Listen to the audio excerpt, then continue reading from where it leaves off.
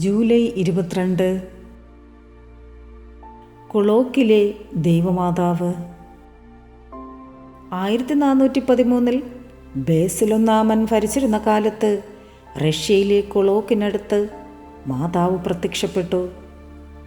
കൊളോക്കിലെ ലൂക്ക എന്ന കർഷകന് മാതാവിൻ്റെ ചിത്രം കണ്ടുകിട്ടി. അദ്ദേഹം അത് തൻ്റെ ഭവനത്തിൽ കൊണ്ടുപോയി. ശരീരം തളർന്ന് കിടപ്പിലായിരുന്ന ഒരു വിശ്വാസി ഭക്തിയോടെ തൻ്റെ നെറ്റിത്തടം ചിത്രത്തിൽ മുട്ടിച്ചപ്പോൾ സൗഖ്യം ലഭിച്ചു. ഇതറിഞ്ഞ് അനേകം പേർ രോഗശാന്തി ലഭിക്കാൻ അവിടേക്കെത്തി.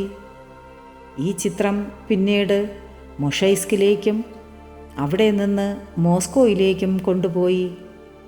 അവിടെ തെരുവിൽ മാതാവിൻ്റെ ചിത്രം പ്രദക്ഷിണമായി കൊണ്ടുപോയതിൻ്റെ ഫലമായി അനേകം രോഗികൾ സൗഖ്യപ്പെട്ടു. ചിത്രം കണ്ടുകിട്ടിയ സ്ഥലത്ത് മാതാവിൻ്റെ സ്തുതിക്കായി ഒരു ദൈവാലയം നിർമ്മിക്കുകയും ചിത്രം അവിടെ പ്രതിഷ്ഠിക്കുകയും ചെയ്തു. Ave Maria.